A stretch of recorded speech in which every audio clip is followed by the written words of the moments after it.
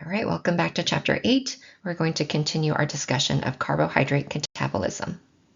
So remember in the first video, we looked at glycolysis, the breakdown of glucose, which has 6 carbons, into 2 3-carbon molecules known as pyruvate.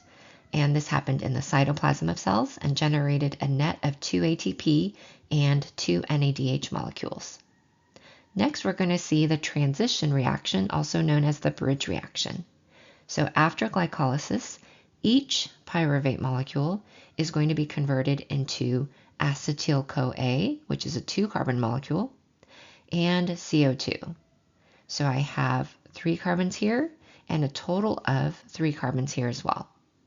This process makes 1 NADH molecule per pyruvate, and since glucose produced 2 pyruvates, this reaction happens twice per glucose. In eukaryotes, this is going to happen in the mitochondrial matrix, whereas in prokaryotes, this will happen in the cytoplasm. So the CoA portion of acetyl-CoA is actually coenzyme A. So here is coenzyme A. Don't worry about the structure. I just wanted to let you know what the CoA stood for.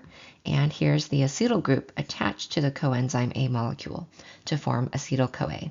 Sometimes I'll say acetyl-CoA, acetyl-CoA, either is fine. And the transition or bridge reaction prepared us for this next part, the Krebs cycle, also known as the citric acid cycle because the first product formed is citric acid. An older name is the tricarboxylic acid cycle because citric acid has 3 carboxyl group in its structure. So the Krebs cycle is a closed loop. Each acetyl group from the previous bridge reaction will enter and combine with a 4-carbon intermediate called oxaloacetate. Don't worry about that name. This will form that citric acid.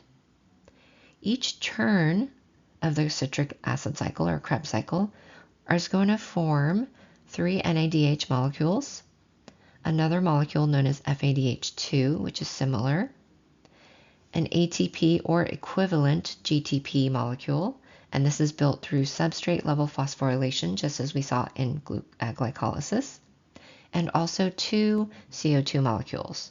So that's really interesting because that means that the 2 carbons that came in are going to be released in the form of CO2. This cycle is going to run twice per glucose because remember each glucose produced 2 pyruvates and each pyruvate went through that bridge reaction to form acetyl groups. And not only does the Krebs cycle break down part of those carbons from glucose, it also can provide intermediates that we can use to form amino acids, nucleotides, fatty acids, and these are used to produce their larger macromolecules like proteins, DNA, RNA, or lipids. So this is both catabolic and anabolic. Catabolic in that we're breaking down glucose intermediates, and anabolic because we can use these intermediates that are generated from the Krebs cycle to form future macromolecules. Let's take a look at what's happened so far. We have cellular respiration and we're taking glucose and oxidizing it. So remember, glucose is a 6-carbon molecule shown here. We'll see in the next step that we're going to need oxygen. The products are carbon dioxide, water, and energy, which is going to be in the form of ATP. And the breaking of the bonds within glucose is not completely efficient to generate only ATP. Some of that energy is going to be lost in the form of heat. In glycolysis is where we saw glucose being broken down to pyruvate. We generated some ATP and some NADH during this process, which happened in the cytoplasm. Then we saw the transition or bridge reaction where each pyruvate is converted to acetyl-CoA, and we lost 1 carbon in the form of CO2. We also formed an NADH here. Same thing happened here. CO2 comes out as well as NADH. And then we just saw the Krebs cycle. So here's the Krebs. Same thing here, Krebs. And we saw CO2 come out. 2 CO2, we saw 3 NADH, 1 FADH2, and 1 ATP. And that's per cycle. So since I have it twice here, 1, 2, twice, I have to multiply by 2 for the total number of 4 carbon dioxides, 6 NADH, 2 FADH2, and 2 ATP. Here's another look at just the Krebs cycle or the citric acid cycle. We see the acetyl-CoA releasing the 2-carbon acetyl group into the citric acid cycle. It's going to combine with oxaloacetate to form citric acid. And then as we go through the cycle, we form 3 NADH, those single FADH2, 2 carbon dioxides, and some ATP or GTP equivalent through substrate level phosphorylation. And even though many organisms use the Krebs cycle as part of glucose metabolism, several of the intermediates generated by the Krebs cycle can be used to synthesize a bunch of other important cellular molecules, including amino acids, chlorophylls, fatty acids, nucleosides. So the cycle is both anabolic because it can be used to generate other molecules, and catabolic because it's part of glucose breakdown. All right, let's recap 8.2. Why is glycolysis not oxygen dependent? Glycolysis occurs in the cytoplasm of both prokaryotic and eukaryotic cells. There's no required oxygen. It only involves the enzymatic breakdown of glucose into pyruvate. We're going to see oxygen's only needed later in the electron transport chain. The second one, what's the net yield of glycolysis? It starts with 1 6-carbon glucose and ends with 2 3-carbon pyruvate molecules. And the net yield is 2 ATP produced by substrate level phosphorylation, 2 NADH, and 2 pyruvate molecules. For the third bullet point, conversion of pyruvate to acetyl groups. This is the transition reaction. Remember, pyruvate is a 3-carbon molecule. It's going to be decarboxylated, and that will produce a 2-carbon molecule known as the acetyl group that'll be attached to coenzyme A to form acetyl-CoA. We're also going to produce 1 CO2 molecule and NADH. This happens in the cytoplasm of prokaryotes and in the mitochondrial matrix, so the center of the mitochondria in eukaryotes. For the fourth one, the net yield of the Krebs cycle or citric acid cycle. So per turn of the Krebs cycle, we form 2 CO2, 3 NADH, 1 FADH2, and 1 ATP generated from substrate level phosphorylation. Since 1 glucose makes 2 acetyl-CoA molecules, remember that the cycle runs twice per glucose. And the last one, how intermediate carbon molecules can be used. So these can serve as building blocks for anabolism. So amino acids can be formed, fatty acids and lipids can be formed, nucleotides, and even things like chlorophyll, heme, or other molecules used in specialized cells. So this makes the Krebs cycle both catabolic and anabolic. And this is an older article, but I see something very similar pop up every once in a while on the news or on social media. The body does lose weight during sleep because of cellular respiration. And remember, we're starting with 6 carbon glucose, a solid molecule. Eventually, as we sleep, we're going to release those carbons in the form of CO2, so CO2 gas, but we're also going to lose some water. So overall, as CO2 and water leave your body, your mass will decrease, so people often weigh a tiny bit less in the morning than they did at night. In 8.3, we're going to kind of start putting everything together in the process of cellular respiration. We'll see what happens after the Krebs cycle and what we're going to do with all of those high energy electron carriers like NADH and FADH2. Most of the ATP formed from glucose catabolism is going to end up coming from this last portion, the electron transport chain, ETC, or the electron transport system, ETS. Our book likes to use ETS. We're going to see that NADH and FADH2 that was previously generated from glycolysis, the transition reaction, and the Krebs cycle are going to donate their electrons to the electron transport chain, and these electrons will move down the protein chain or a bunch of carrier proteins. The final electron acceptor is going to determine the type of respiration we have. If the final electron acceptor is oxygen, when it accepts electrons, it'll become reduced to form water. Then this will be known as aerobic respiration. If the final electron acceptor is something else that's non-oxygen, usually inorganic like nitrate or nitrite to form nitrogen gas, or sulfate to form hydrogen sulfide, then this will be known as anaerobic respiration. So these high energy electron carriers like NAD have high potential energy in their reduced states like NADH. But we don't use NADH directly to power our cells. We use ATP. So how can we harvest energy from NADH to produce ATP? That is the role of the electron transport chain or electron transport system. And NADH kind of reminds me of these tickets that you get at arcades like Dave & Buster's or Chuck E. Cheese. They have high potential energy and you can trade them in. You're going to trade in kind of your electrons in to get your prize, which will be ATP in this case. In eukaryotes, the electron transport system will be in the inner mitochondrial membrane. So eukaryotic cells have membrane-bound organelles like mitochondria. Here's the mitochondrion with the inner membrane folded in cristae. Within the inner membrane, you'll have proteins bound within the membrane, and those form the ETS.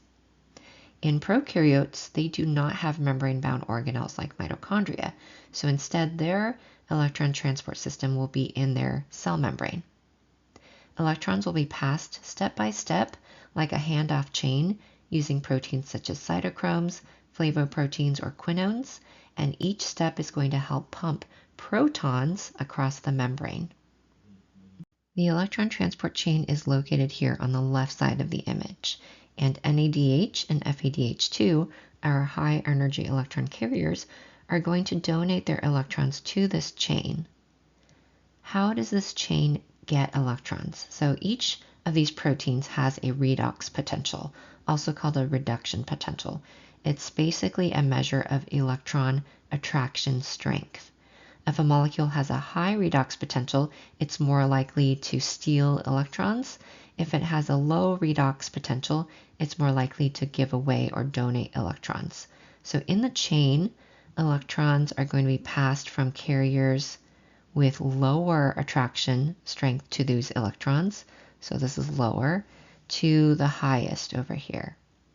So NAD, you're going to see, donates electrons to this first protein, and this first protein is going to have lower electron attraction strength than the next one, so this one will steal the electron, and so forth. So to the right, the protein on the right, or the molecule on the right, will always have greater electron attraction strength, so it will be able to steal the electron from the previous protein. And oxygen, in this case, will have the highest electron attraction strength, so it's going to steal the electrons from this previous protein to become reduced and form water. At the same time that these electrons are flowing through the chain, when certain proteins within the chain get the electrons, they happen to be able to gain enough energy to pump protons, these H+ ions, hydrogen ions, across the membrane. So as the electrons pass through, the protons will be pumped across the membrane. So do both aerobic and anaerobic respiration use electron transport chains? The answer is yes. They both rely on electron transport chains to pass electrons and pump protons across the membrane. The difference is in aerobic respiration, the final electron acceptor will be oxygen, O2 gas. In anaerobic respiration, the final electron acceptor will be a non-oxygen inorganic molecule like nitrate or sulfate. And this proton pumping generates a gradient called the proton motive force, or PMF. Think of it as stored energy. Protons that have been pumped across the membrane generate a gradient with high concentration of protons on one side and low concentration of protons on the other side. This means that they want to move back down the gradient from high to low, but they can't cross the membrane. Remember, these are charged polar water-loving ions, whereas the phospholipid tails of that membrane, that bilayer, these are nonpolar, water-fearing. So protons can only come back down their gradient through a protein known as ATP synthase. So I can see some protons moving down here. This movement is very energetically favorable and actually will power the production of ATP. So it's not shown here. If I had a video, you could see that protons, as they move down, actually kind of crank or move this enzyme, and that movement allows the generation of ATP. This generation of ATP by allowing protons down their gradient through ATP synthase is known as chemiosmosis. So again, chemiosmosis is the movement of protons or hydrogen ions across a membrane down their electrochemical gradient through this enzyme ATP synthase to generate ATP. This proton motive force can also drive things like nutrient transport and flagella movement in bacteria. In terms of how many ATP you can get per NADH or FADH molecule, the approximate number per NADH is about 3. And if you look at the diagram, I can see NADH donates electrons here. So as electrons pass through, about 3 protons are pumped through, and that generates about 3 ATP. Some books will say 2.5, so 2.5 or 3 is fine. FADH2 actually donates its electrons later in the chain, so only 2 protons are pumped per FADH2. So that generates about 2 ATP as the protons come back through ATP synthase, and sometimes books will say 1.5, but 2 is close enough. For the theoretical maximum of the amount of ATP generated per glucose in prokaryotes, we have about 38. Though in reality, the yield is often lower because of the organism type and other needs across the cell. When we compare aerobic versus anaerobic respiration, remember aerobic is when oxygen is our final electron acceptor. That will give you a high yield of ATP. If you're using anaerobic respiration, where the final electron acceptor will be something else like nitrate or sulfate instead, you're going to have a lower ATP yield. And our book gives us a table of how they get that number of 38. If you look at glycolysis, transition reaction, and the Krebs cycle, remember this is where we're making those high energy electron intermediates, and we also make some ATP here and there. If you take into account, remember that each NADH2 represents about 3 ATP. That's how they get this calculation on this column. And remember, each FADH2 is equivalent to about 2 ATP. Then they add up the totals generated from both substrate level phosphorylation as well as that chemiosmosis, and they get about 38 ATP. This is for aerobic respiration. Some books will give you less because there is, in eukaryotes, for example, the need to transport NADH molecules from the cytoplasm to that mitochondrial matrix. That'll use up some energy. In anaerobic respiration, I said you make fewer ATP. That's because alternatives like nitrate or sulfate actually have lower redox potentials. They have lower attraction to those electrons, so less energy is going to be released per electron transferred. And they also will have shorter electron transport chains in many of these anaerobic respiration organisms, so you're going to generate fewer ATP overall. So the functions of the proton motive force include driving ATP synthesis through that ATP synthase enzyme, and that was known as chemiosmosis. The proton motive force can also power active transport of nutrients and ions across membranes, and can also provide energy for the rotation of flagella, and that's involved in bacterial motility. All right, let's recap 8.3. In the first one, the electron transport system in prokaryotes versus eukaryotes. In prokaryotes, the location is the cytoplasmic membrane, and you're passing electrons along the carriers and pumping protons outside of the cell. Right outside the membrane, we call that the periplasmic space. In eukaryotes, the location is the inner mitochondrial membrane in the cristae, the folded membrane. And the function again is to pass electrons and pump protons, this time into the intermembrane space, the space between the two membranes of the mitochondria. The similarities include they both generate a proton gradient, that proton motive force, which allows for ATP generation, transport, and motility. For the second one, looking at substrate level versus oxidative phosphorylation, so substrate level phosphorylation is a direct transfer of a phosphate group from a substrate. You're taking that phosphate, putting it onto ADP to generate ATP. And that happened in glycolysis and the Krebs cycle. Oxidative phosphorylation is when ATP is produced indirectly through that electron transport chain and chemiosmosis. So electrons are passed through carriers, generating that proton gradient, and that is going to move down. The protons will move down ATP synthase, driving the production of ATP. So the key difference is the substrate level is a direct enzymatic transfer of phosphate, whereas for oxidative phosphorylation, this is an electron transport system driven gradient generating ATP. For the next one, chemiosmosis versus the proton motive force. The proton motive force is stored energy from the proton gradient across the membrane, whereas chemiosmosis is the movement of the protons back down the membrane through ATP synthase. So the proton motive force provides the potential energy, whereas chemiosmosis is the mechanism that uses that potential energy to make ATP. Fourth one, ATP synthase in prokaryotes versus eukaryotes, so very similar to the first one. The prokaryotes, their ATP synthase is located in the cytoplasmic membrane, right? It allows protons back into the cell and couples the flow of protons to ATP synthesis. For eukaryotes, the location of ATP synthase is in that inner mitochondrial membrane, in the cristae, and it allows protons to flow back into the mitochondrial matrix to generate ATP. So it's the same enzyme, same role, but different membrane location. Finally, the last one. Aerobic respiration is when you have oxygen as your final electron acceptor to generate water, and it generates the greatest number of ATP.